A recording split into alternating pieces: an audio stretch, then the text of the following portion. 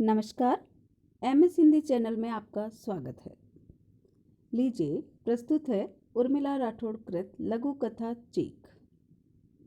गांव के एक किनारे खड़ा बरगद का पेड़ असंख्य पक्षियों को आश्रय दिए हुआ था। जीवन के इतने पड़ावों के बीच उसने अनेक पक्षियों के जीवन की अच्छी बुरी परिस्थितियों को देखा था, जो उसे कभी डराती थी तो कभी नटखट शरारतों से खुश होने का कारण भी बनती थी। उसी बरगद के पास रामू की पत्नी अपनी 4 साल की बिटिया के साथ रहती थी। रामू को दमा था, इसी वजह से उसकी 2 साल पहले मृत्यु हो गई थी। रामू की पत्नी दिन रात खेतों में मजदूरी करके अपने छोटे से परिवार का लालन पालन कर रही थी। काम पर जाते समय अपनी बेटी को पास में रहने वाली बूढ़ी दादी के पास छोड़ जाती थी, लेकिन आज जब वह काम पर जा रही थी तो उसका मन कुछ अजीब सा हो रहा था, इसलिए अपनी बेटी को भी वह साथ लेती गई। संध्या समय जब वह खेत से लौट रही थी तो उसे रामी की चाची मिली।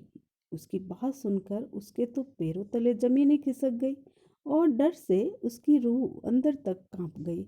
उसने अपनी बिटिया को कसकर अपनी बाहों में छुपाने का प्रयास करते हुए तेज कदमों से चलते हुए अपनी झोंपड़ी के पास पहुंची और बिटिया को खिलौने देकर चारपाई पर बिठा दिया और बाहर से दरवाजा बंद करके दादी के पास जाकर अपनी पीड़ा बताई। दादी ने भी जमाने को कोसते हुए जमींदार चौधरी के बेटी की इस हरकत को, जो उसने राधा की 4 साल की मासूम बेटी के साथ की थी, उसे कलयुगी रावण बताकर घटना को विस्तार से बताने लगी, जिससे सुनकर रामू की पत्नी बहस से पीली पड़ गई। हिम्मत करके वहां से उठी और अपनी बेटी के पास जाकर उसे गोद में बिठा लिया और प्यार से सिर पर हाथ फेरने लगी।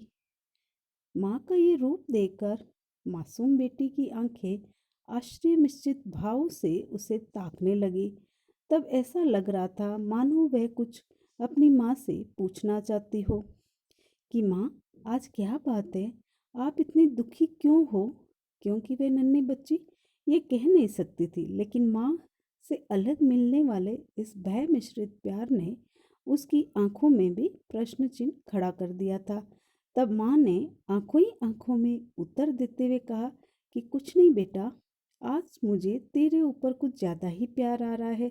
ऐसे सोचने के साथ ही उसने अपनी बेटी को अपनी गोद में यानी अपने आंचल में छिपाने का प्रयास किया और ऐसे ही बैठे बैठे उसकी आंख लग गई। उसे पता ही नहीं चला और बिटिया भी उसकी गोद में ही सो गई थी। भोर के साथ ही भगवान भास्कर उदयाचल में अपनी लालिमा बिखेरने लगे, जिससे पक्षियों में चहचहाट बढ़ गई थी। आज उस चहचहाट में कुछ ज़्यादा ही खुशी झलक रही थी। इसी शोरगुल के कारण रामू की पत्नी की आंखें भी जल्दी खुल गई, इसलिए उसने बाहर आकर देखा कि आज ही अंडों से निकले चूजों की चू चू पूरे वातावरण में गूंज रही थी। चिड़िया माँ भी खुशी से फुदकते हुए अपनी चोंच में लाए दाने उन्हें खिलाने का प्रयास कर रही थी। ये सुंदर दृश्य देख उसके मन की पीड़ा भी कुछ शांत हुई और जल्दी जल्दी अपने काम को खत्म करने में लग गई। सहसा पेड़ पर पक्षियों की चहचहाट तेज शोरगुल में बदल गई। डरती हुई रामू की पत्नी तेजी से बाहर की ओर लपकी। बाहर का दृश्य देख उसके शरीर के अंदर तक झंझनाहट फैल गई और एक चीख पूरे वातावरण में फैल गई, क्योंकि सुबह ही अंडों से बाहर निकले चूजे ची ची करते हुए वातावरण को गुंजायमान कर रहे थे। अब वह नन्हे चूजे काले कलुटे कोहे के भोजन बन चुके थे और चिड़िया माँ पागलों की तरह चीख चीख कर शोर मचा रही थी। उसकी चीख से बरगद पर रहने वाले अन्य पक्षी भी बेचैन हो रहे थे, लेकिन वे उसकी कोई मदद नहीं कर पा रहे थे।